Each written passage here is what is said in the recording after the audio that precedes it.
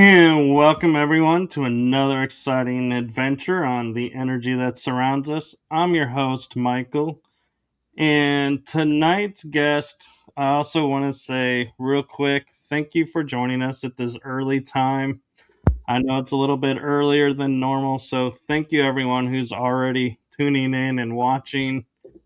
And tonight's guest, I am so excited to have on because she covers so many different topics in a unique way that we've kind of hinted on, we haven't hinted on. And so tonight, you guys are in for a great adventure. So I cannot even begin to cover everything in her bio. So I'm going to allow my guest to introduce herself. So I give you the one, the only writer extraordinaire, Cheryl Costa.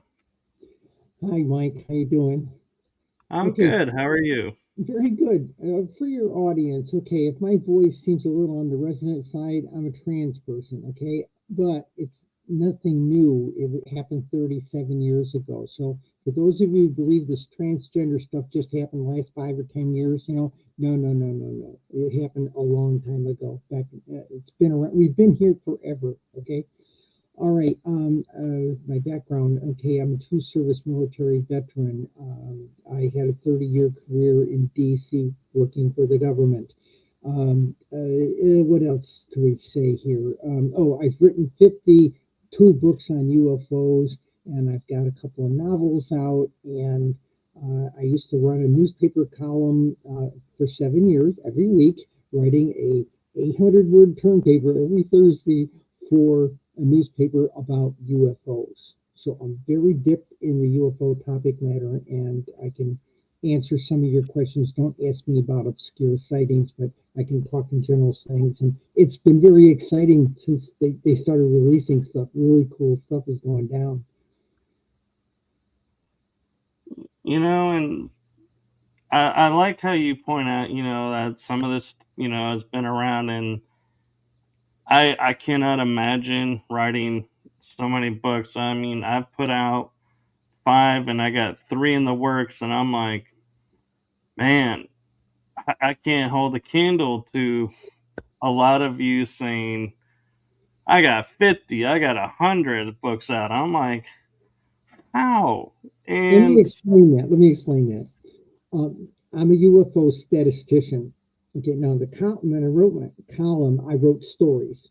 Okay, but I got very good with UFO statistics because I was an analyst in the government service. I did analyst work, intelligence analyst kind of work. Okay, so I was really good with numbers. So I started trying to do what nobody else had ever done: add up the numbers.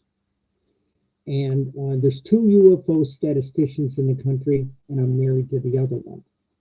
Okay, so it makes for an interesting thing. We're a cottage publishing firm, so we publish all our own stuff, um, and that's the deal. Okay, we've got one big master book called the UFO Settings Desk Reference. There's two of them. A white one that was 2001 to 2015, and then the pink book is 2001 to 2020. Okay, I wrote that during 2020 when we were all dressed up with no place to go, lockdown. And people ask, I'm going to say this, why is the book pink? Nobody knew COVID was coming. In 2019, some of the guys in DC who are lobbyists down there, and we call them the usual suspects, uh, they called me up on the phone and said, look, Senator Rubio is putting a bill in place that next year they're going to try and have congressional hearings. Okay, you girls have written the only books of statistics. Would you be willing to testify before Congress? And Linda and I looked at each other and said, wait a minute. We spent our whole careers trying not to have to testify before Congress. So we said, okay, fine. But after we got off the phone call with them, Linda and I talked about it. Says, hey, we've seen these things. We've been at congressional hearings. We've watched how they do it. We've seen them on C-SPAN. You got all these congressmen or senators up there at a big desk, and they got books in front of them, and people handing them notes and things, And all those books usually are white covers. You don't see what it is. And we said, we want everybody to know that two women wrote this book. So we decided to make the cover bright fuchsia. You can flag in aircraft with this thing. And that was pretty much the gig. That was the first book, and the first two books. The New York Times took our first book, which was the white book, and they did a huge article on us. If you want to look it up on New York Times, people, okay, it's New York Times, and it was the article is called "People Are Seeing UFOs Everywhere," and this book proves it. It was April 24th, April 25th, 2017. And the morning that hit the street, my phone started ringing at 10:30, at 9:30 in the morning, didn't stop till 10:30 at night. And the same thing was happening down at the offices of the newspaper. They were getting called by news directors and television producers all over the world. Okay, so the UFO topic, even though there were a lot of people who used to say, oh, there's nothing to it, a lot of people are interested. And the fact that we've had this recent release of stuff and things like this, it validated a lot of stuff. It really did. So I'm excited about it. Oh, I'm excited that, we live in a world now where when we were growing up, like in the 80s, 90s, to say the word UFO, you would like have a stretcher with two guys in white coats coming with Yeah. jackets for you. And so you were like, no. And now we live in a world where if you say the word UFO, people are like, really? Or they want to Yeah. know more, or Yeah. they're like, Yeah. Tell me oh, more. well, I don't believe that, but they're not going to either. They're not calling the hospital either on you to get you locked up. So, Well, there was also a mystique, especially you would sometimes see it in the movies in the 80s, particularly. Okay. Well, did you see that? No, and you didn't either. yeah. That was the flavor. You don't want anybody thinking you're a whack job. And then when I started reading the newspaper column, initially we got a whole bunch of mail at the paper. Who is this whack job lady who's telling this stuff? But gradually we built a good audience up. And girls, if you see me trying to keep covering my bra, is I've lost about 70 pounds in the past year. And so it was for health reasons, okay? And I lost about 70 pounds, and some of my clothes are a little loose, okay, which is a nice problem to have, okay? I've got a completely new wardrobe. Would you like some UFO numbers? I would. And I'll also say your outfit looks really nice, actually. Thank you, thank you. Okay, and I can say this.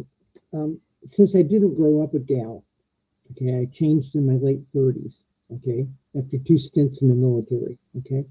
Uh, 2 years in the Air Force, served in Vietnam, combat soldier. Later, I served in nuclear submarines. Okay, and I did intelligence work on nuclear submarines. Okay, and I did that for about 9 years. Okay, and then I got recruited into stuff in the government, and that's what I did for the the proverbial 30-year career in D.C. It's not as exciting as you think. Trust me. But okay, here's the deal. People say, well, how many UFOs are there?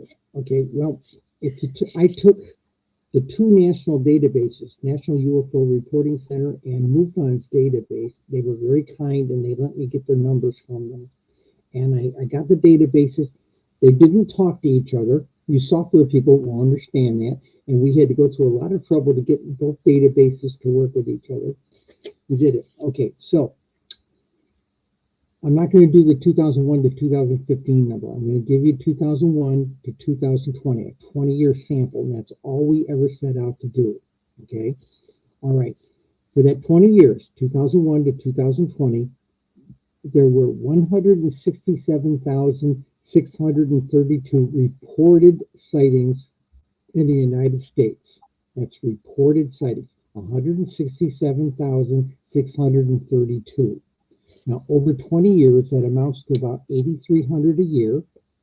Over 240 months of 20 years, it amounts to about 700 a month in the United States. And for 1,040 weeks of that 20 years, it amounts to about 161 a week. And for the 7,305 days of 20 years, it was about an average of 23 things being seen and reported here in the United States. Okay, now that's the reported ones. One of the things we found out was we figured there are a lot of people who are out there saying, I don't want to be labeled a kook or a nut or a crackpot, and I'm not going to report what I just saw. I don't care how many of my dogs it took, that kind of thing, Right. So, and then in 2017, Fox News did a poll that said 16.78% of adult Americans in the United States say they've seen a UFO. Okay. And it was kind of skeptical, that kind of thing. A lot of people, but then about a year later, the Gallup people also did a poll, and they came back with the same number, that 16.78%. Okay, based on that 167,632 I just told you about, only 1 in 255 people report what they see. That's the difference. So, how many people say they saw one? 42,746,160 people say they've seen a UFO.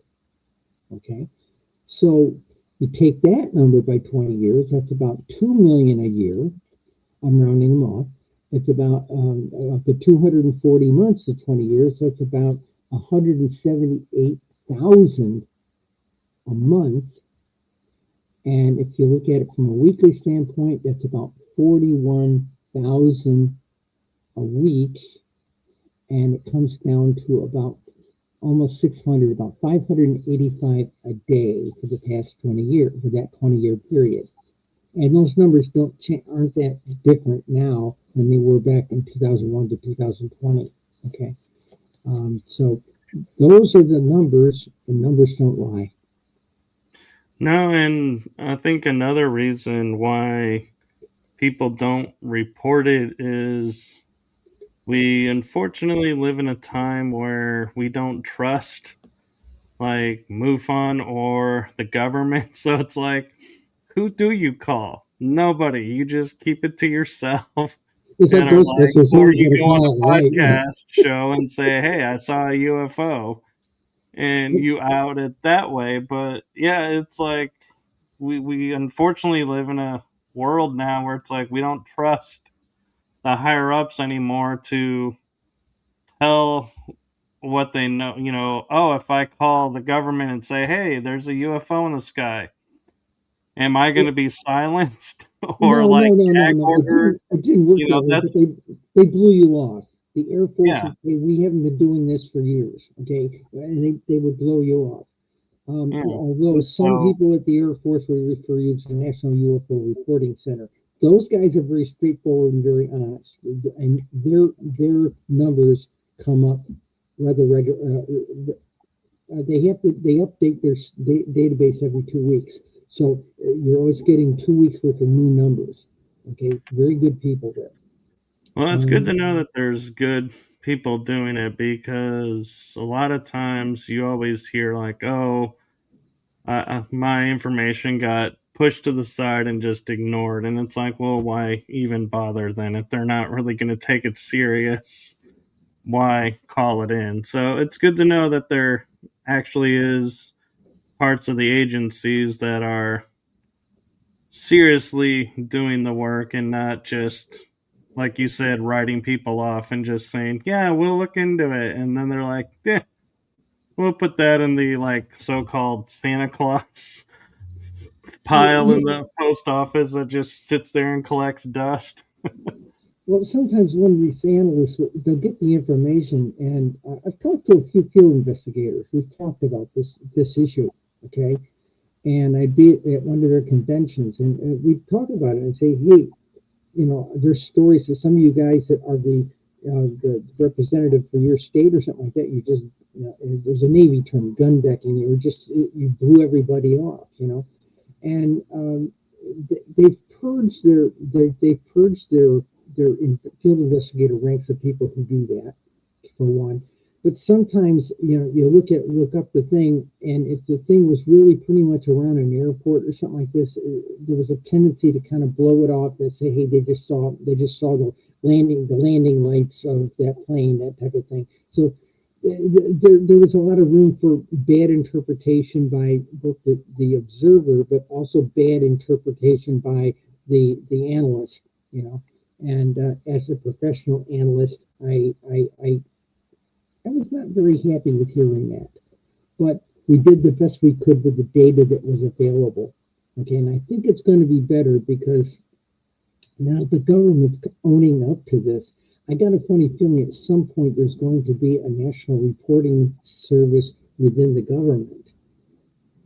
Okay, if they keep being with the disclosure aspects, because I truly believe now that the agencies within the government have been told this stuff is real.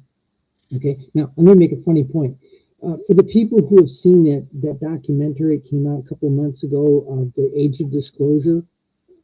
It had Rubio, it had Senator Rubio, former Senator Rubio, he's now Secretary of State. It had Senator Gillibrand, I had Schumer, and it had Congressman Burkhart from down in Tennessee. All four of those people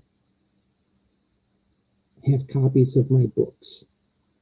We sent them the books, and suddenly, after they got these books, suddenly we were initially blown off. This is back in around 2017 or so. We were initially blown off, but suddenly there was more. They started taking serious interest, especially as some of these pilots started coming forward. Okay, when they actually started doing the congressional hearings, okay, with all those really cool pilots that saw all this stuff, I got a polite letter from Senator Schumer thanking me for advocating for it in my newspaper column. About every 6 months, I would say, why isn't the New York State congressional delegation demanding congressional hearings? If one person does it, he's nuts. But if all of you do it, you got coverage. And that was my argument. And the newspaper was cool about it. At one point, I took my numbers that I had, and we did it by congressional district, and we did a chart. The art department got together and printed it in the newspaper with all the congressional districts in New York State and what their UFO sightings were. Oh God, the hate mail we got. It was great. So the boss said, "Do it again when you're done with the database." And when we mixed the MUFON numbers and we did it with MUFOR, when we pushed in the MUFON's new numbers, right, at that point when we were developing the bigger book, oh boy, we did the art department got in there again and did another chart with all that stuff, and the hate mail was amazing. It was great stuff. Remember, the journalists, we like to know we hit a nerve. Right. And I feel like a motive with, you know, we talk about, like how validating stuff is. And it's like, I feel like investigative journalists are like, if I don't get hate mail, I haven't done my job. I'm going to move Because, my microphone a little bit. Some of the listeners are saying it gets scratchy if I get loud. I apologize. Okay, I've moved it a couple of inches away. My computer blew up a couple of weeks ago, and this is a brand new computer, and I'm still kind of getting used to this machine, and I've been having a hard time getting the microphone volume correct. So just kind of, I'll try. Okay. oh, you gotta love tech. Everybody says, oh, it's plug and play. And you plug it and it doesn't play. And it's like, Thank well, you. Well, the new laptops, they don't have a place to plug it in. Like you can't plug in a direct wire right to my router. No, now it's all Wi-Fi. And so I don't want to get into computer tech because I have some horror stories and I'll probably use very foul language and I don't want to. Oh, so do I. But before I jump to the next topic, I want to take a moment and just say from my heart and the heart of my show to you, thank you for your service and your sacrifice. Thank My you. dad was in the Navy, so I respect and I like to say thank you to veterans, especially like you saying, being in Vietnam. It like strikes a nerve for me that I didn't serve, but it strikes a nerve in me the way the country welcomed you back. I was like, that They was so didn't. wrong They either to spit me. on us or called us names in airports. Yeah, It was horrible. and You know what's funny? It's funny. I wear a Vietnam veteran hat out when I'm out shopping or something like that, right? Not so much to show it off as much as it's how other vets see it and they can relate. Okay. I was in the post office the other day and several of the post, I was getting a package sent out, and several of the post office clerks came out and shook my hand. Apparently, since we got a little war going on over in Iran right now, it made them very sober up and said, "Oh my God, these vets here weren't even talked about." So yeah, yeah. Thank yeah, you.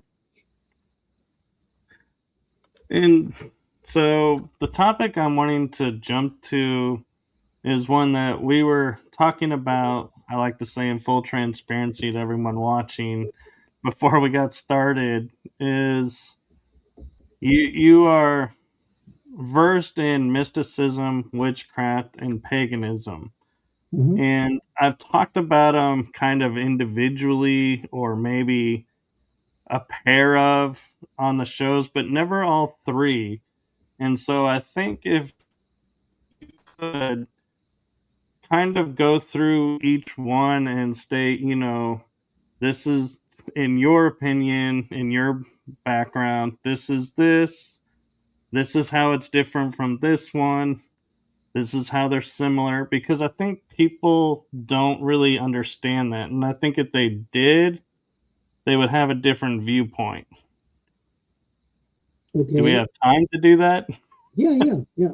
I give you the Reader's Digest version of that. Okay, first thing, let's look at paganism. Okay, you've got multiple faiths that are of ancient traditions. Okay, now that doesn't mean you can't be a witch. Okay, a lot of people think you have to be a specific Wicca. set of gods and goddesses, right? I'm an Egyptian priestess. Okay, so I invoke the Egyptian gods. Okay, and I didn't choose that. Amazingly enough, I did not choose that.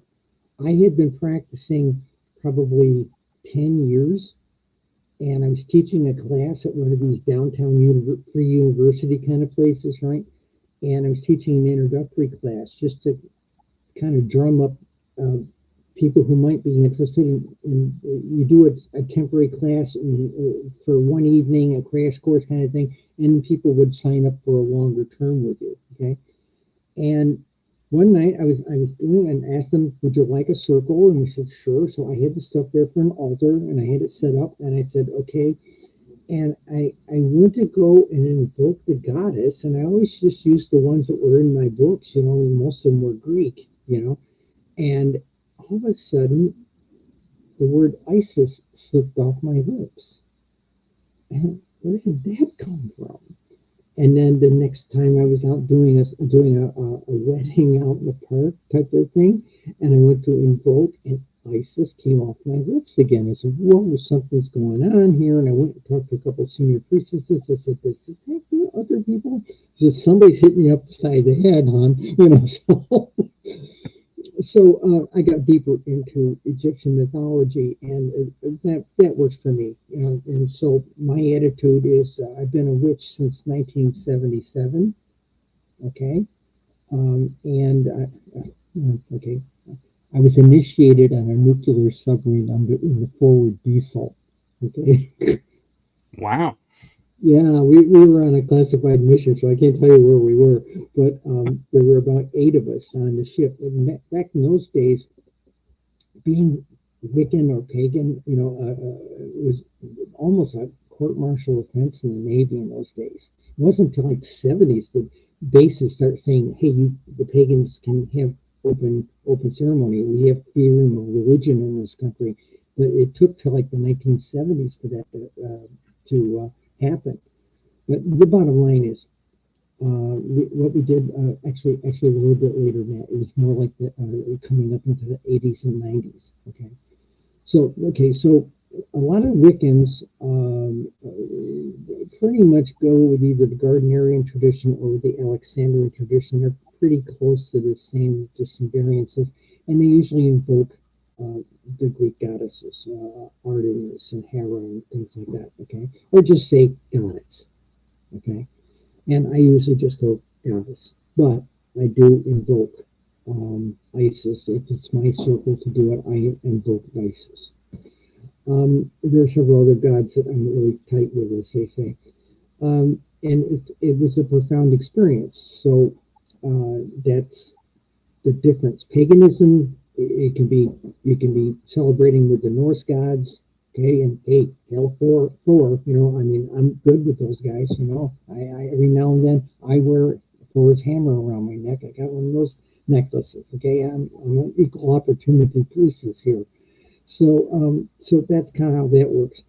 Uh, and then the deeper mystic, the bottom line is there's people who just do the ceremonies and celebrate the holidays and things like this. And then there's also the mystical aspects of the magical aspect. And not everybody who's a pagan practices the mystical aspects. And it's not about a lot of too many people. The movies make you think it's all about lighting candles and everything, and it's not. It's about quieting yourself. It's about being introspective. Um, a little bit of meditation. Some people only meditate like they'll light a candle and they'll focus on the candle. It's the same thing as if somebody gives you a crystal ball, you use the crystal ball as a focal point. Okay. Um, so I had been a witch for 22 years. One day, this is 1997, and I went to a Buddhist temple with a friend of mine, another witch. Okay, we wanted to hear this Lama who came to town to talk. So we got all done listening to him. 500 people, they all take their cars and they drive away and like that. And about 100 people stayed behind and lined the driveways in the parking lot. And we were told he'd come out and do a reception line with us. So fine. He gets to me, this little Tibetan monk, and he's on a full Lama, and he's walking along, 5 foot nothing, little short guy. He comes along, shaking hands, hi, how are you? Hi, how are you? And he shakes hands with me, and suddenly he goes into a European handshake with both hands, gets right up in my face and said, I know you. I said, Holiness, I've not met you in this life. And he said, oh no, 2, 3, 4 times, past 400 years, I've worked with you before. And he shook hands with my witch pal. And he looks back at his entourage and monks. He says, these two, they hang out together lifetime after lifetime. Good to see you again. And he paddles off. His lead monk comes over to him and says, look, I've been with him 15 years. He plays it close to his chest. I would go talk to him. He's going to have audiences on Saturday morning. So I came over there. You have to understand, at the time I was working at Lockheed Martin, and I got called into work. So I was this decked out, big makeup, this lady of the 90s, big hair, big makeup, big nails, big heels. My nickname at work was Napoleon in heels. And so we got in there, and he looks at me and says, so what were you raised? It's supposed to be a 15-minute appointment. I says, what do you mean? He said, what religion? What were you raised here in the West? And so I was raised Roman Catholic. Oh, still Roman Catholic? I said, no, I've been running with the Wiccan shamans for the last 20 years. Oh, still doing the yogi stuff, huh? I said, I've done this? He says, are you good at it? And I said, yeah, real good at it. You think you learned it all in one lifetime? And that turned into a 90-minute appointment. His monks who were running the thing had these 15-minute appointments all booked. Were going crazy because we were out there just chewing the fat for 90 minutes.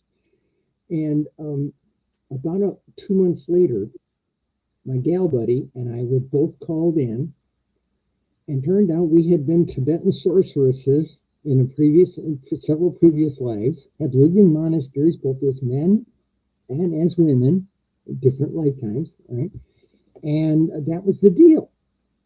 And again, as a Westerner, I kind of had a kind of a loose New Age view on reincarnation. Yeah, okay, Westerners only don't get it, but yeah, maybe there's something to it, right? Well, it was handed to me on a platter, and I still had a tough time with it. And so at one point, I went to him. I said, "Can I take temporary vows and be like a temporary Buddhist nun for a time?" He said, "Sure." He said, "I'll give you the authorization, and I'll talk to the local lama and let her give you the approval." I said, "Fine." She said, "You'll have to get a haircut and all that." I said, "Yeah, all right." You know, and I'd been changed about 6 years, so giving up the hair and makeup and everything was like, I don't know. But okay, fine. So I got the haircut. The local lama said, "Sure, go ahead. Go up to the monk house and they'll give you a couple sets of robes." I said, "Fine." And I'd already cleared it over at work because, thank God we had DEI policies, so you could come in. We had a couple of Arab women with their faces covered in things, so this was not going to be much of a shift to that. So I went over to the monk house, and the monk says to me, "I'm not giving you robes. I think you're confused. You don't know what gender you are." I said, "I know exactly what gender I am. You don't know what I am." Okay. Now he wouldn't give me robes. So I'm an old theater person from way back. So I'm a seamstress. My grandmother taught me how to sew when I was 7. So I went home and I made a set. First time I wore it to the temple. The other monks and nuns are looking. "Oh, you did it wrong. Oh, that doesn't. Oh, that's substandard. Oh, we don't wear it like that. That's wrong." And the big lama comes to town a couple of months later. I didn't stop learning. It's all new robes I had. So he comes to town, and a bunch of them go over and paddle. Now, let me say, that sounds cruel, okay, that they did this. No. Remember one thing about Buddhist view. Everybody is still a student, even the Dalai Lama. Okay, everybody is still a student. We're all at different levels, okay? So his aide calls up. Would you have Tashi come over? That was my Buddhist name. And so I went over, and I walked in. He's making tea for the two of us, and he looks at me. Stay by the door. So he's looking across from the kitchen to the living room door, and he's looking at me. And he says, "Turn around slow." So I turned around slow. And he says, "Turn around again, really slow." So I did it again. And he looked at me and says, "You're still having trouble with this rebirth and reincarnation stuff, aren't you?" I said, "Yeah, I am. I'm a Western. I was trained this way. I mean, I don't have any proof." He says, "So you made these robes?" And he said, "Yeah." "How'd you know how to make them?" I said, "It just seemed like the right way to make them." "Why?" He says, "How'd you know how to make an early 19th century set of Tibetan robes?" Okay. Boom. So, in fact, he told me continue to wear them. There'll be a lesson for everybody else. So thereafter, I made robes for people. I made them the way they wanted. I also made them the way I wanted. So that was the deal. So I ended up spending 7 years in monastic life, an ordained Buddhist nun. Okay, and when I got ordained, the monks didn't want me, and the nuns wouldn't let me come live with either of them. So Lama says, "Don't worry about it." He says, "I want you to go out into the center, go out there back in the community where you live, and start a small Buddhist center." I said, "I don't know how to do that." He says, "Yes, you do. Think really deep. You know how to do this. You've done it for you. You've done it for centuries." I'm going, and the thing is, it all worked. I know how to do it. So now that was back in 97, 98 time frame. Okay. Okay, my Tibetan name, as what he told me I was, my last Tibetan name was Sanag Tempi, which means keeper of tantric secrets, basically sorceress. Okay, and there's in Orthodox Tibetan Buddhism, there's two lineages. There's the regular burgundy and red and yellow monks and nuns that shave their heads and they're celibate and all that stuff. But in Old Tibet, when Tedman Sambhava, as a tantric teacher in India, came to Tibet 1,200 years ago, he went and taught the shamans in Tibet at the time. Okay, again, the pagans, right? And so in Tibetan Orthodox Buddhism, there's four great traditions in Tibet. The Dalai Lama's in the Reform tradition. Okay, we in the Orthodox tradition thinks he's a bit of a radical. No, he's a great guy. But the bottom line is four great traditions in this varying degrees of such. But the Orthodox tradition is what I was ordained in. And they have this lineage called Nakpon. Nakmas for women, Nakpas for men. Okay, and they wear burgundy and white. They're allowed to grow their hair. Okay, and that's what he ordained me and my friend. We're Nakpons, and we are technically, while we practice Buddhism, we also practice Tibetan shamanism for all intents and purposes, and we're sorceresses. Okay, good ones. So that's the deal. So for a long time, I didn't sign my name that way. Okay, my name is Cheryl Costa, but if I'm doing anything to do with the lineage, I started signing it Sanag Tempe. Okay, and they taught me how to do it in Tibetan, which is weird. But the bottom line is, it's good. Now the deal is, the time I spent in the monastery deepened my skills, because I got quieter and quieter and quieter inside. And that helps you. That means you can focus your concentration and do better magic. Okay. And again, that made me an outcast with the monks and nuns at that temple. So finally, a bunch of Burmese monks took a liking to me, invited me to come live with them. So fine. So they owned a row of townhouses. That was the monastery. Okay, and in our townhouse there were three of us. There was a Burmese nun. There was the Burmese monk. Actually, he was the venerable. He was the head one, and there was me. And so it was a nice gig, because I did my job at Lockheed, and on weekends we would either go chanting through the park. Sometimes we'd get asked to come over and bless somebody's house. Somebody just bought a house, and come over and bless a couple of babies or something. Every now and then we get asked to go and chase the ghosts out of a house. And I'm really good at that. And so that's what it was like being a Buddhist monastic. So I'm still I'm no longer, my vows are relaxed. I'm no longer functioning as a nun, so I grew my hair back. I dress very, very Western and very conventional, very professional now. But I'm technically functioning as a Nakma. Okay, so I'm a Tibetan sorceress, and when I represent Buddhism, I wear the burgundy and white robes. Okay, and that's the difference. But the thing is, my magic has grown because the time in the monastery, I got to quiet myself tremendously, and actually got to start being clear enough in my mind that I started touching past lives.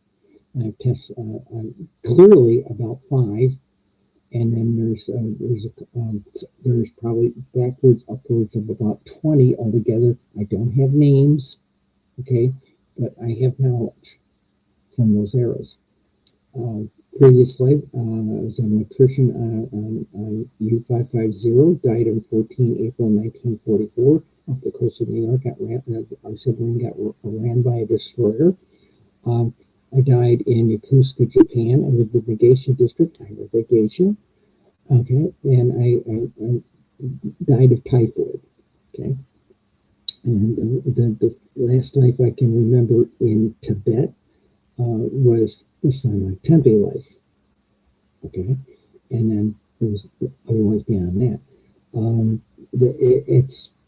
It's been a realization as a Westerner to realize that we are eternal beings, and these chicken suits are, that we live in, these suits of flesh that we live in, are for all you live action role players or cosplayers. This is just a cosplay outfit for flesh.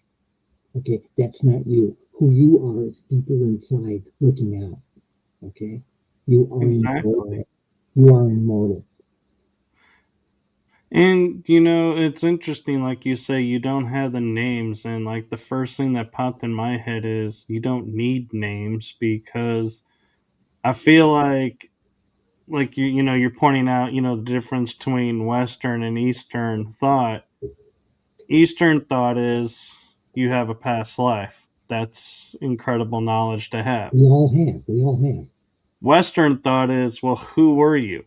What's your name? It's like, why do in the West do we need that validation? But then at the same time, though, in the West, if I was to say, oh, I had a past life like Moses, people will drop the like and go, oh my God, you're Moses. And it's like, I didn't say I was Moses. Yeah, And no, I get that. people get hung up on the names, and so I think it's really a powerful gift that you have these three, maybe 20, but you don't have the names, and you're not seeking the names because They're that lost to history. yeah, No, no, no. When after they had identified me, different monks would come to town and they would walk up to me and shake hands with me, even when I was in lay clothes, and say, "Sanag, so good to see you." They were seeing something different. They were looking past the presentation. They were aware of something. Okay, and these were highly trained monks, Tibetan monks. right. Now, I think they read the energy. yeah, I think that's what it is. Now, let me give you another flavor on this that goes with this. Now, this has been what 20, 23 years, 28 years, something like that, since I met Milana. Okay, and we correspond, and every time I publish some books, I have to mail them a couple of copies, whatever we're doing, right? And I hope you like spy novels, because I just done 2 spy novels that I wrote. So, but the deal was, when I was on this lecture circuit for a while, okay, about this kind of topic matter, and I finally ended up putting it to bed in the beginning of my thing, like beginning of my talk. I began to talk with, basically, it started out, you probably want to know who I am. I can't give you a name other than the one I've got in my wallet. Okay, but I walked the Silk Road. I remember the pyramids when they were new. I have marched with Roman legions. I have died with Roman legions. I have marched with Spartans. I have been carried home dead on a shield. And just ran that list of those kinds of things I'm aware of. That's how deep back I have been. Okay. And it obviously goes deeper back. But, we're talking, the other line of word, I have been every manner of animal, a creepy thing that crawls on the earth. I have been predator and prey. Okay. I have died. I have been eaten. I have been stabbed. I have died of sickness. I have died of childbirth, bombs, bullets, spears, arrows, childbirth, childbirth, childbirth. Okay, these are the things I remember. And the last guy suffocated on the submarine when they sank. Okay, so the Gation Python. Okay, so you get the idea. It really opens up your perspective. And I know there's people out there saying, "God, I wish I could be there." Maybe you should just no, you don't. Okay, trust me, there's a lot to this. And I'm in the Veterans Administration 3 times a month with the shrinks. So, so just understand that. Now, the shrinks, why? I've got serious PTSD from combat, and I have serious PTSD from my time as a field officer, that's an intelligence officer in the field. Ask your questions, please. No, I'm thinking about like you're saying, writing spy novels or writing different topic books and like the UFOs. I can see now where the information comes from. And do you feel like with your military background and your mysticism type background, and by mysticism I mean the pagan witch and the The monk whole thing. Yeah, that's in why the whole, I call myself a mystic these days because it covers all those camps. right? But do you feel like those make this information more relatable to you and you experience more of it because you're so open, or do Yeah, you feel like you just feel it gives you more credibility to people because people are like, oh, I have military background, they're gonna automatically believe me about this no, over no, no, no. civilians? I'm 74 years old. I think if I bring any gravitas to it, is that I've lived an extremely unique life. Okay, and that's the trick. I've lived this extremely rich life. A lot of strange stuff happened to me, and and as I look back at it now, um, yeah, I'm going to say it this way. God, this always happens. It's weird like that. It's weird like that. Um, I think the also part of it too is as I've learned to quiet myself. This isn't something you do in a month in a meditation class someplace. This was 7 years of hard work. Okay, doing this. Particularly when I was working with the Burmese monks, they really had a good handle on it. Okay, we had an interesting life, and we did not. We had a TV, but we didn't use it most of the time. Okay, because we didn't have cable. And I was a different tradition to them, a more conservative tradition. So they loved sitting down at dinner, and we're sitting there eating rice and vegetables, and they are, um, uh, we have what they call monastic debate and argue points of Buddhism and theory and that type of thing. And they loved arguing with me because I was always the conservative position. So it was a lot of fun.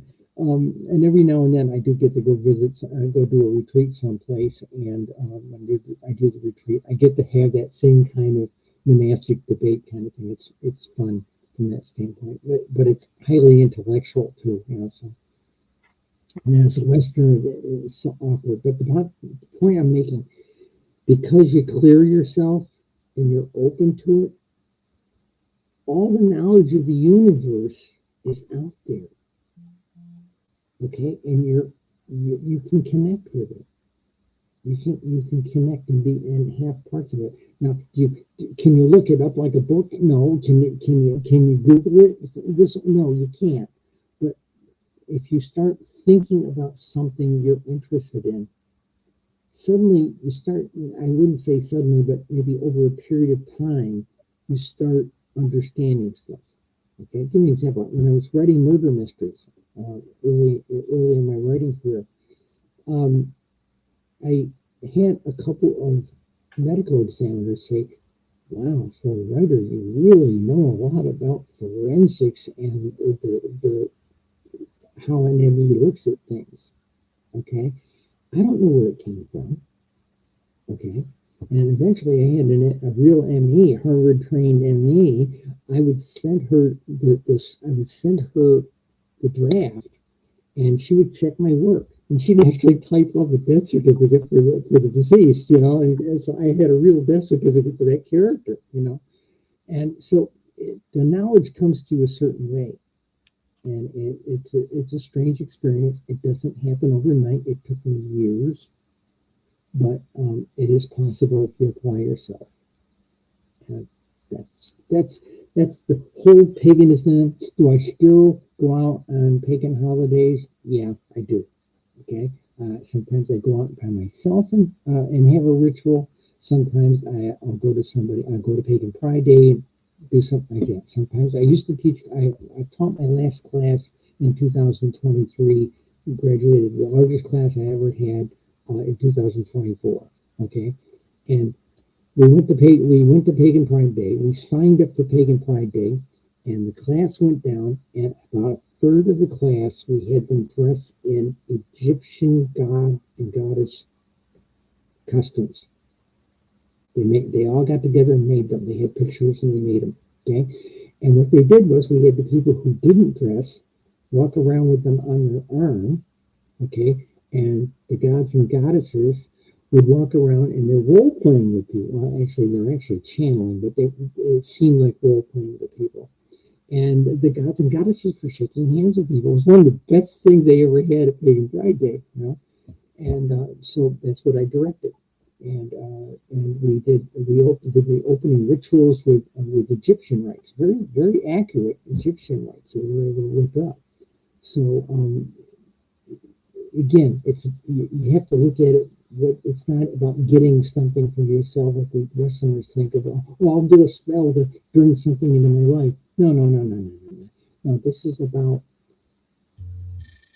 a self experience. It's about an experience for yourself, okay, and for others. So as a teacher, whenever I go to Pagan Pride Day, I always, if I know I'm going to go, I always sign up to do a couple, 3 or 4 lectures. Always, you always should give something back. Okay, so that's Right. the deal. But the thing is, all the mysticisms are pretty close, have a lot of the same rules. Right. And one thing also I feel like asking because of your veteran status is, your perspective of the vernacular of saying like UFO is now a UAP. Why do you think the government was like, we have to change the vernacular? They were trying to get away from the UFO term because it had, as you said, as we started the program, it had that screwy connotation. Okay, um, Linda and myself, when we were publishing our later books, we just said we're not going to use UAP. We're going to use UFO. Okay, but to their defense, to the government's defense, and Lou Alessandro and I had a nice conversation over coffee about this. Okay, the phenomena is bigger than just some kind of craft. It's much bigger than that. There's a lot to the UAP topic matter that isn't just about technical hardware or technical phenomena. Okay, that's the thing people don't get. Some of this stuff is, I'm going to say it this way, some of this stuff is a mystical manifestation. Okay, um, the people that are out there saying they're demons from space. I've been reaching out there for a long time, and I've talked to other monks who've been reaching out there for a long time, and we're not finding anything malevolent. Okay, and that's the honest truth.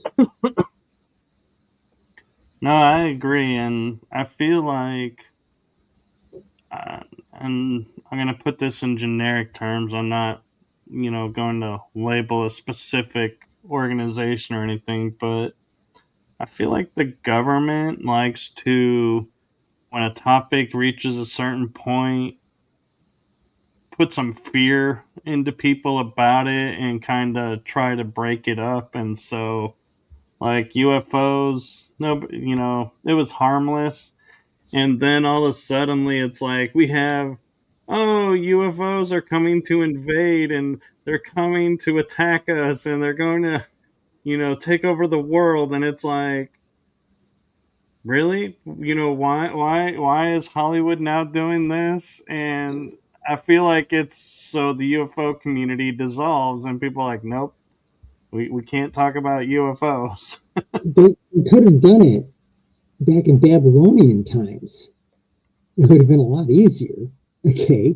They could have done it in 1561, April 1561, when the people of Nuremberg, Germany, came out of their houses and buildings and saw a Star Wars battle going on over the city. Okay. I mean, this stuff's been going. Somebody was protecting us. Somebody was playing. Some race up there was playing nanny and was protecting our fledgling race. Okay, and I've read all these kinds of stories, and somebody's been protecting us for a long time. And if you ever wanted to know about, okay, don't beat up the reptilians. Okay, everybody wants to beat up the reptilians. You see art on the internet, you know, and they're always muscle bound, looking like they haven't had a nice thing to eat in weeks, you know, that kind of thing. If you look up Babylonian artifacts, you will see reptilians feeding a baby off of her breasts. Okay, you will see that sort of thing. Okay, they have been with us since the garden. All right, and the people who are trying to beat up the reptilian races that are visited here. There's other races that have been here, but the reptilian races, they're trying to equate it back to the snake in the garden. Okay, Right. and from my book, I say it was one of the reptilians, and he's basically saying to Eve, you know, you're better than this. You shouldn't be in charge. Okay, that's the way I view this. It's from everything I have read, from everything I've talked about with other people that know about this topic matter. Okay, um, when they keep the congressman, Burkhart, a couple other people say, oh, people are really going to be scared and are not like what we really know about them. You know? And I think that might be part of it. They might not realize that they have been kept a secret from us for millennia. Okay, that's the thing. And they're walking among us on the street. They're holding shoulder straps on the subway. They're riding next to you on the bus. Okay, there's a lot of them that are humanoid that have integrated into our culture, and you wouldn't know them from anybody else. That's that's the truth. Right. And And people don't want to hear that. You know, well, I feel like, that's the interesting thing to me when it comes to people and their beliefs is, you'll believe Adam and Eve were the only people on the planet, and Cain and Abel married these mysterious women that appeared out of nowhere, and you're okay with that. But the fact that there could be an alien race walking amongst us that looks like us is totally off your spectrum. I'm like, how is that even possible? It's like I can't even fathom how that logic stream flows. And I had to finally say to myself one day and go, I'm so glad I'm only responsible for myself and my thoughts, because if I started trying to get responsible for others, I would be in a hospital locking myself in a padded room because I would go insane. yeah, yeah, that's what it works out to. There's always somebody, we'll say, in governments, not just our government, but you have to, poor Nick Pope, who just passed away recently, he knows all about this from the Ministry of Defense. You know, there are always people trying to cover this stuff up, you know, and um, I think they were all, including our government, was afraid it would lose its power. Right. Okay. Um, when this stuff started happening back in the 30s and in the 40s, there were people in the military who were deeply concerned. And then after things like Roswell and a couple of other things that happened at that time, where they actually had physical evidence and it was way beyond anything we ever conceived, okay, as humans, the feeling was we don't have anything that can keep up with it, okay? So we've got to play this down, otherwise everybody think we can't protect them. The truth is they couldn't protect us anyway. Okay, I Right. mean, in Vietnam, the people who encountered UFOs in Vietnam would fire the missiles off the wings of the plane, and then the next day, somebody else would be flying, and the missiles, those same missiles, were shot back at us, from their ship, that type of thing. So it was crazy stuff. The term in Vietnam was enemy helicopters. The North Vietnamese did not have helicopters. Okay, so the term enemy helicopters was the term we used in Vietnam for something that was not anybody from our side. Okay, And, I you did know, operations at one point for a time. right. And there are certain things that, I agree, if people knew about, might, you know, go off on the deep end and, get into paranoid schizophrenia and, and we don't need that. And so, yeah, dumb it down. But part of me also looks at when they do the cover stories, they have gotten so bad at them. It's like you can look at the story, you go, this story doesn't make any sense. It has nothing to do with what this is. Yeah, How, do they expect this to work? And then I'm amazed that it does. yeah. Folks, by the way, the commentaries in the chat. I apologize to you about this microphone. It worked really great on the other computer. I don't know what's going on with this. Perhaps it got banged and it's not correct. I have a counterpart, but I can't dig it out. It took me 40 minutes to get it dug out and hooked up. So I do apologize if it's a bit on the muffled side. Somebody else told me this the other day in a teleconference, so I'll see what we can do about fixing it for the future. But thank you for telling me. I tried. I thought it was okay now. And Um, the and also deep, in the replay, it may be a lot better in the replay it might where be. It might be. I do a teleconference for one of my physicians with the VA, and she every now and then she's told me that this new setup, this machine's only a couple of weeks old. Okay, so I have no idea if this. I went in there today and did some setting adjustments to see if I could make it better, and so we'll see. I apologize. The, it's the all bottom about line with all of Callahan. this stuff, the bottom line with all of this stuff is that they kept secrets from us. Okay, basically pat us on the head. Don't worry, we got everything under control. And there was it came out in that movie. It came out in that movie, the Age of Disclosure. There defined when the CIA was set up in the late 1940s. A part of it, they had a division, and which is now referred to as the Legacy Division, whose job it was to completely debunk this stuff and to keep it under wraps. Okay, and even Congress couldn't touch it. Okay, and that's when Congress started getting concerned when they were told their clearance wasn't high enough, and they said, "I got the highest one we have in the government." Oh no, you don't. And so Yeah. this is what's coming out, that even our government had been lied to. And I know people in government now that are saying, "Wait a minute! Now they're coming out with all this stuff." I got I got a couple of these people calling me up, customer people in the government calling me up and say, "Hey, we'd like to know more about this. Can you hook us up with somebody who you guys aren't all nuts and kooks and crackpots that we thought, like we thought, can we talk to you about some stuff?" So a lot of people in the UFO community that have been prominent are being tagged right now and asked, can by other agencies, not necessarily the military. Now, let me qualify something about the military and like the CIA and all of this stuff. Writing the spy book, I had a lot of questions about this. Okay, the the CIA does intelligence work for the seat of government, the president, Congress. Okay, and I suppose the Supreme Court, if they ask a question, the CIA, that's what their job is. There's another agency that does it for the war fighters, the military war fighters. Okay, and that's called the Defense Intelligence Agency. Okay, DIA. And the DIA sometimes networks with the CIA.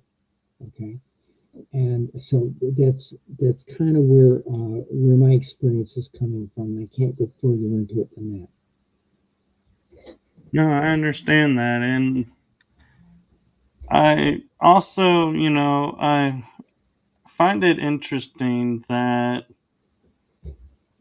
the way that they bring it out and they bring out the information, it always seems like it's the magician's illusion act. We're Yeah. going to talk about UFOs, so you're looking over here, while we're going to sneak around and do something over here so you don't see that. And we're going to give you just enough that you're enticed, and we don't have to really expose a lot and say a lot. And then later we're like, well, now that this over here is getting exposed, we're going to go back over to here. And it's like, well, you know, so do you feel that that's an accurate assessment that a lot of when the government comes forward and says we're going to disclose this, it's not necessarily really for the benefit of the people, it's a distraction to keep you from looking at something else they're doing?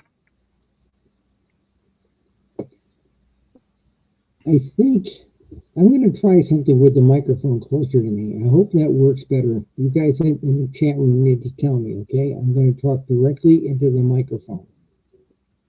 And he's questioning whether or not if I'm being messed with. Maybe, maybe. Yeah. Okay, I wouldn't put it past people. Um, I got banned from a lot of shows, and I think there was some outside pressure to ban me from some shows. Okay, so because I was being very square with people, and so that might be part of it too. But the bottom line is that's part of the intelligence game.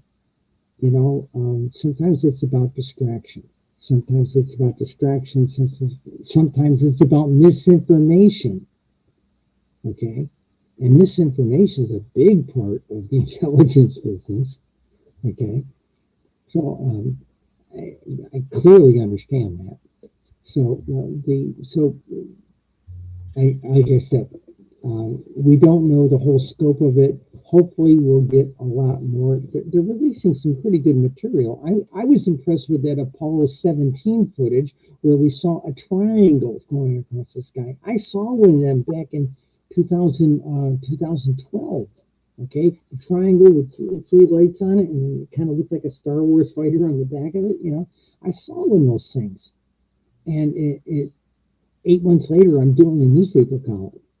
Okay, so honest to God, that was becoming a newspaper columnist about UFOs was not on my schedule.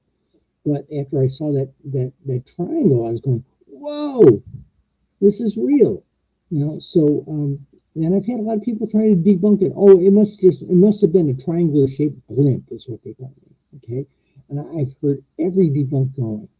So, can I say?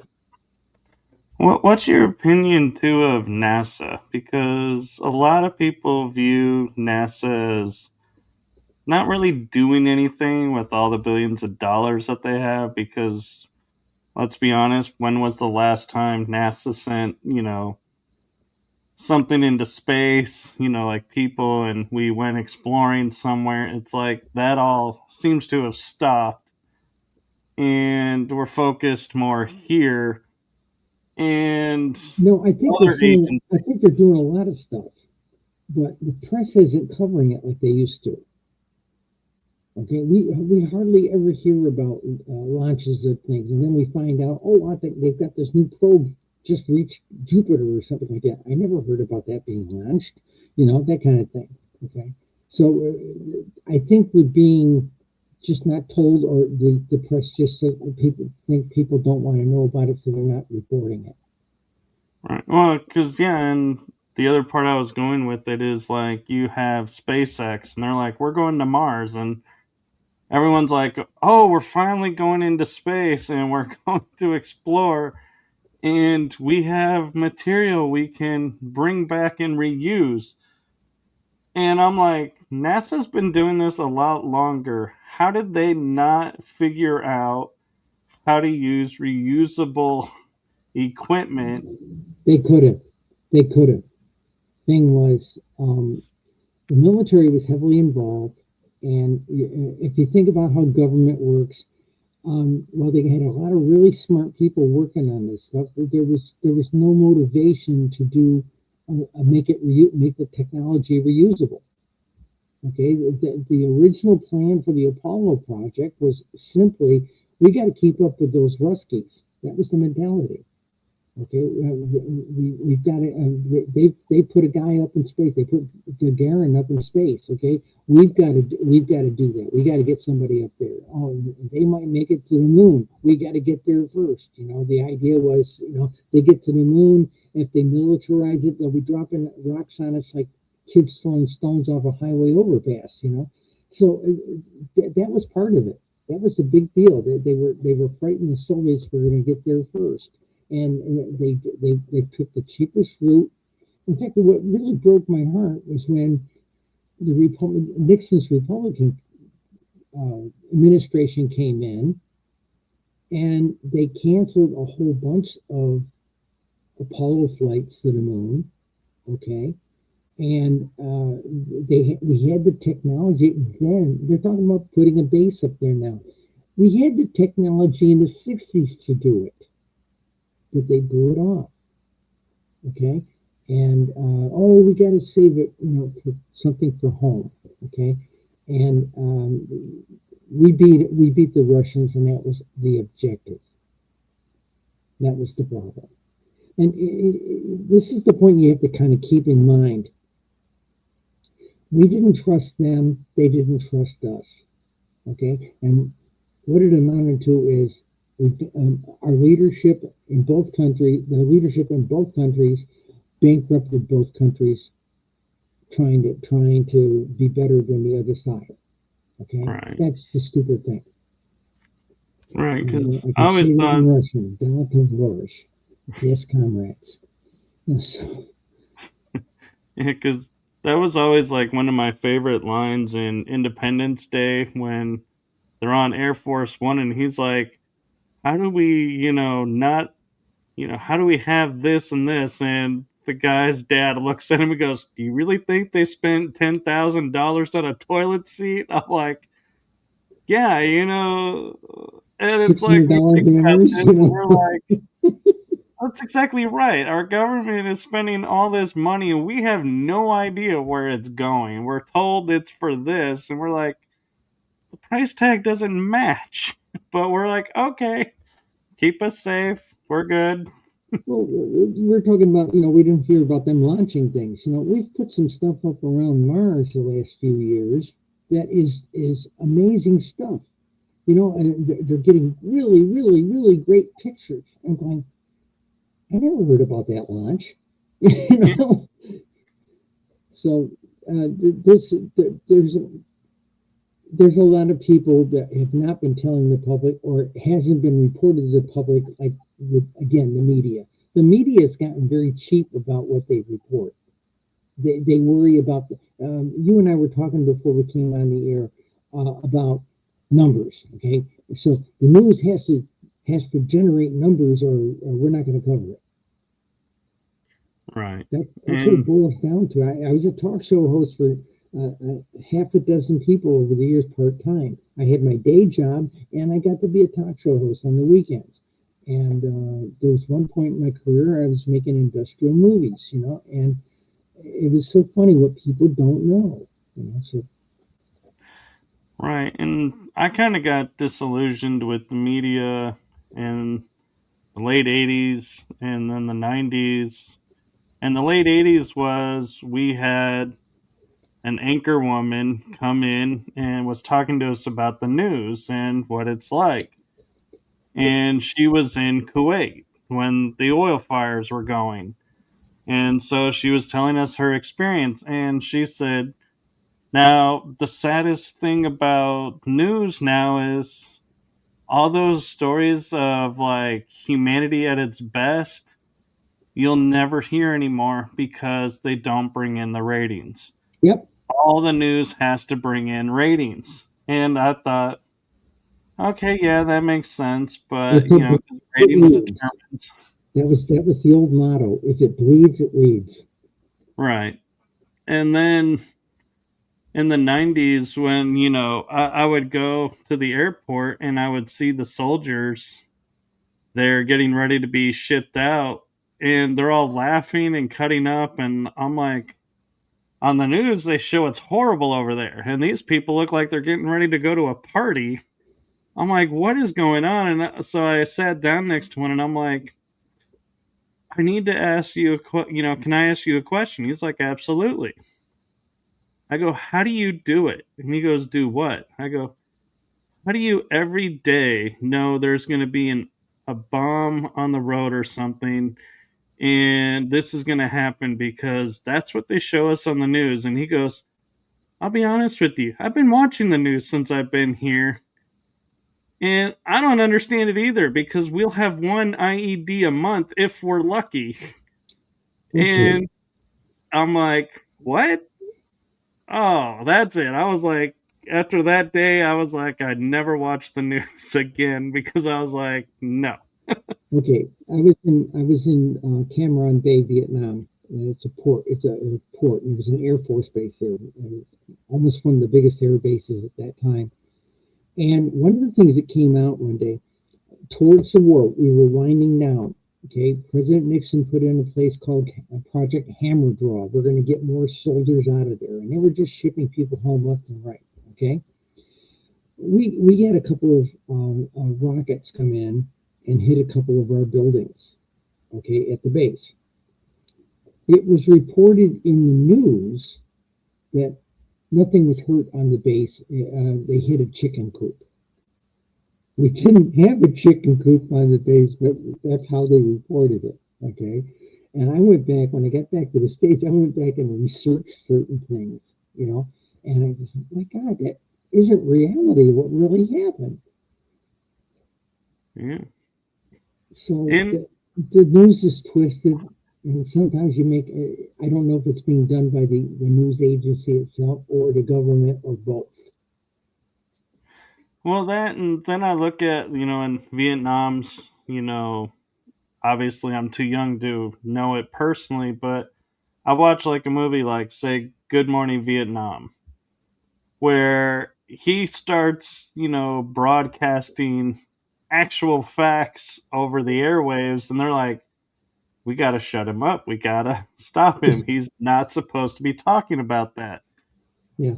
And I can't help wondering, one, if that really, if that would really ever happen, would somebody really break rank and spill something they're not supposed to? But secondly, I would think in my mind, morale would be better if you knew the truth and you knew what's going, because you'd be better prepared for it versus being told, oh, it's a sunny day out. And you're like looking out the window and going, this is far from sunny. I was lied to. And, The the it's guy like, in the guy in Vietnam, the Robin Williams played Adrian Cronauer. Okay, I met the guy. He was an attorney in Washington D.C. and he was in a media attorney. So I got to talk to him at one point. I considered hiring him as an attorney for me when I was becoming a talk show host. Okay, but I asked him something about that just in passing, and he says it's never the straight story. And he says, and you're the person there, and someone's telling you what you're supposed to say. So that's all I can say. You know? yeah. And so, yeah. And so it's just, it's interesting to me when we look at the world and we go, oh, this is all new. The fact of this going on is all new, and we're, seeing it, unfold and everything, and realize this has been going on a lot longer than we realize. And some people go, oh, it's been actually going on since the 30s, or the 1800s, 1700s. It's like, how, masterful these people have become in covering things up. But then it's like, I look at it and I'm like, if this has been going on since, let's say, 1600s, people covering stuff up and shaping what you hear. How now is it unraveling? Because I would think they've perfected it and they have workarounds for everything to keep it going because they've been doing it for centuries. Why now doesn't it work? Yeah, yeah, yeah. Nobody wants to give you the straight story, okay? And that's all I can say. They don't want you to know the straight story. It depends upon what it is. Oh, you'll hear their story clear, loud and clear, but you won't hear the straight story, and it's depressing. It's depressing. I had back in the '80s, I had a situation where they wanted to take my security clearance away from me, and I had a very high one at that time.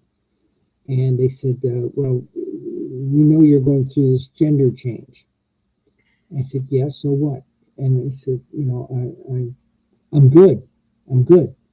And they said, "Well, we think you can be blackmailed." This was the old trope they used to do with the gay people. So we think you can be blackmailed. Heck, they passed a law back during President Wilson's era about that. Okay, and so the bottom line was, the guy told me we're going to turn the clearance off. I said, "Wait a minute, what if I could fix that?"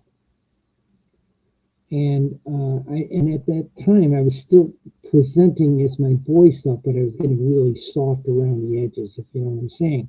So I said to him, I said, "What if I could fix it?" He said, "I doubt you could." I said, "Can you give me 3 weeks?" And he says, "Yeah, I'll be back in 3 weeks. I'll turn your clearance off then." I said, "Fine." I came back 3 weeks later. I threw a VHS tape on the desk. I said, "I'm the blonde on Phil Donahue. I'm the redhead on Gary Collins." And his jaw went down like that. You came out on national television? I said, "Yeah." And he said, I'm booked with 4 other shows, you know.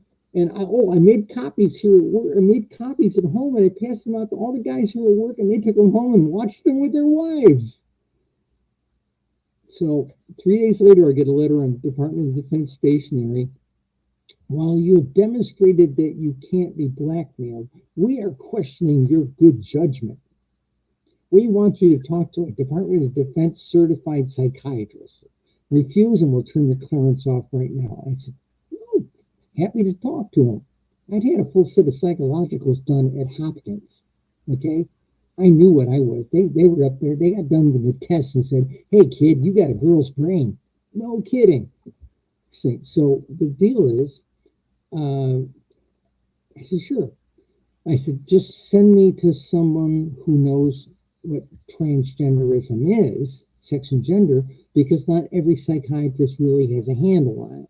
And I said, "Fine." So they sent me up to some people, and the guy talked to me for 25, 30 minutes. He said, "I'm going to have to run a full set of psychologicals to back me up." But he sits back, and people would smoke in the office in those days, right? So he lights up the cigarette, and he's sitting there, and he's looking at me, and he says, "Cheryl, you're saner than the people who sent you here." Okay. And it came back. They actually adjudicated my clearance. I got it actually raised after this. Okay.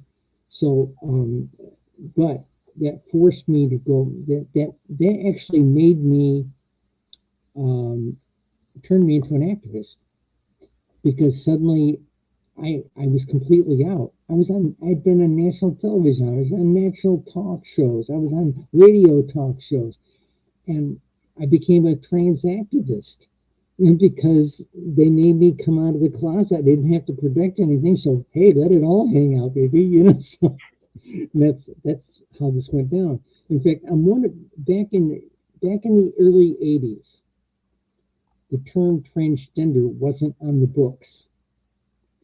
It was people were transsexuals, or they were drag queens, or they were cross dressers. Those are diagnostic terms. okay? And there was a group of us that formed a group called the International Foundation for Gender Education. It sounds like a big brick building someplace. So it's 12 people around a big table. And so we decided to go out there and use a non-diagnostic term when we were being interviewed. So instead of having these talk show hosts dropping new medical terms, we gave them one they never heard of, transgender. It was that informal term doctors used in the office. Okay? So, fine. So there were 6 of us that started doing talk shows. We talked to the editors of newspapers, like the Sunday magazines and things like this. And the effort was, if we do lots of interviews over a period of about 6 to 8 years, those interviews being published will show usage of the term and it will get in the dictionary. So I'm one of the 6 to 12 people who got the word transgender in the dictionary. Okay? And now if I go ahead and type the word transsexual in a piece of my writing prose, the AI software that checks my grammar and things tells me that's an antiquated term and I should use transgender. Okay? It's strange. But that's the deal. That's the deal. This is how this works. That's why I'm not afraid to come out here and talk about this stuff, because I'm very open. I have to be to protect myself. So that's it. No, I understand. And so we have about like 3 minutes left. Okay. And is there anything you have coming up that you want to promote, or any projects that you want people to be aware of, or share where to get your books? If you'd like a psychological thriller, this is the one to get. It's called the Impossible Gal. It won't have that line across. This is a proof copy. Okay. But it's called the Impossible Gal, and it's a psychological thriller, because I tell the story from the perspective of the intelligence work that was being done by the intelligence officer, but I also tell it to you from behind her eyes, because it was a transsexual spy.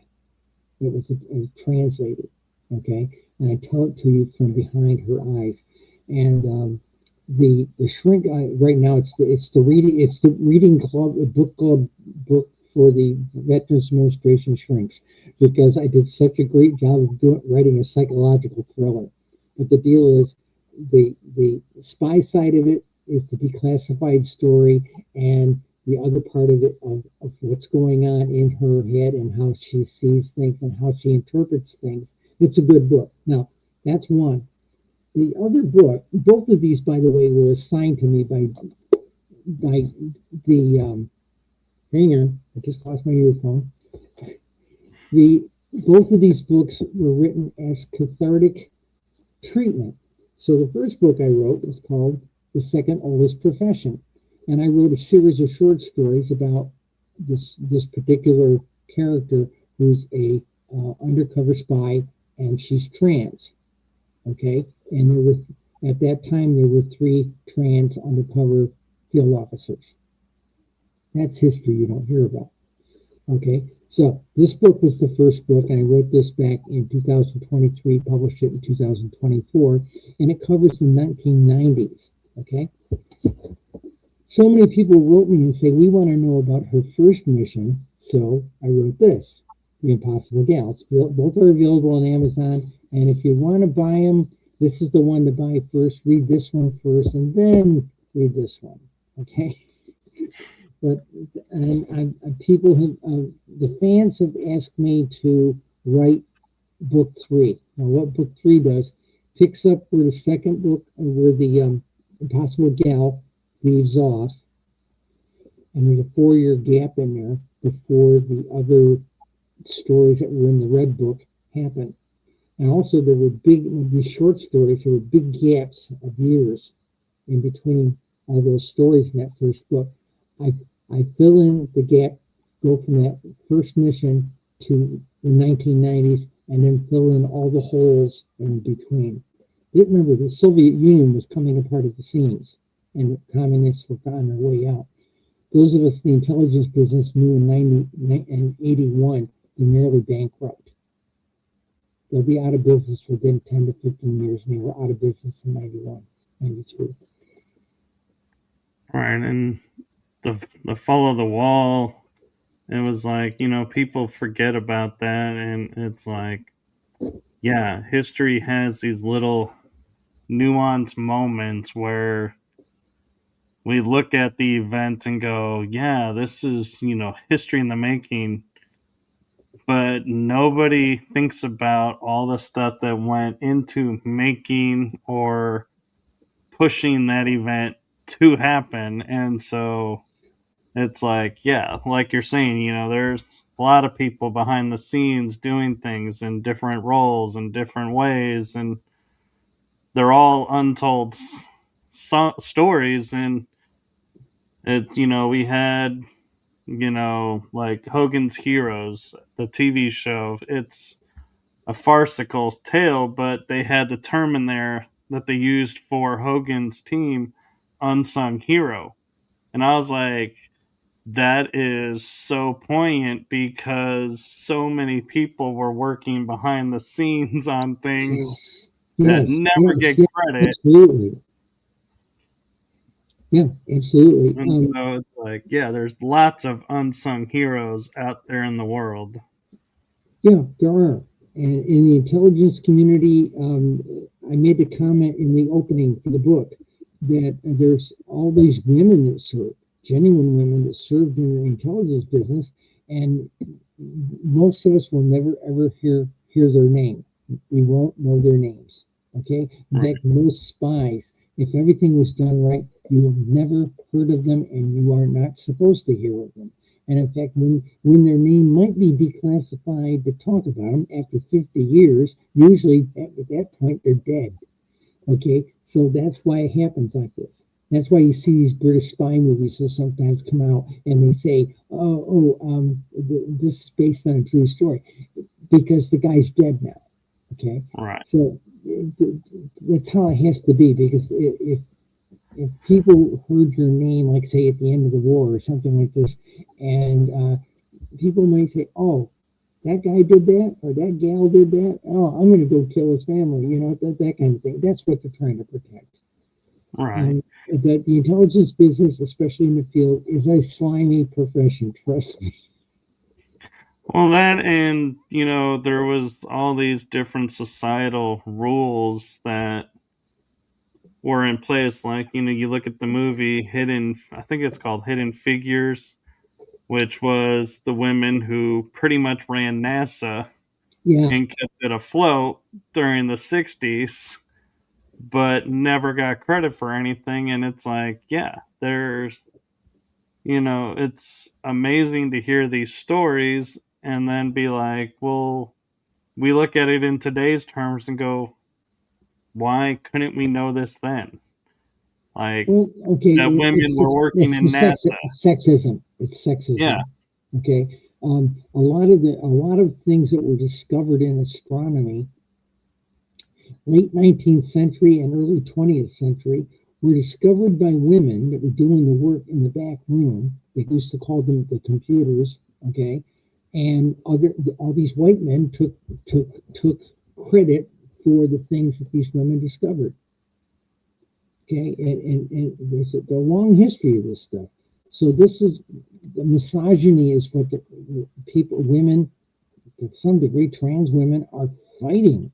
Is that stop trying to hide us?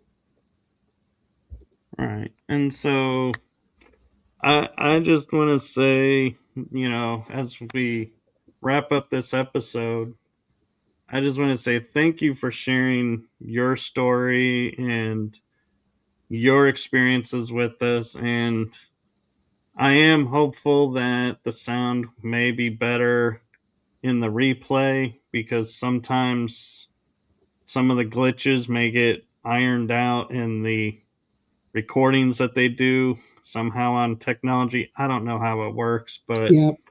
I've seen it and I experienced have it. one But question. I have a question. Can you hear me clearly? I can hear you clearly. Every once in a while, It's like I'll hear like it sounds like your mouth is right against the mic, and it's creating like a little Yeah.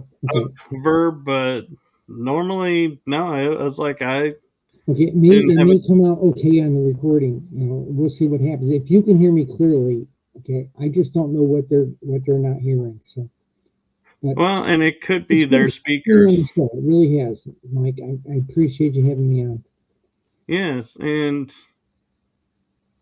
one thing I will say to you, and I mean this as I mentioned with my dad being a veteran, I'm going to take it a step further and say, from the heart of my show and me, thank you for what you're doing for humanity.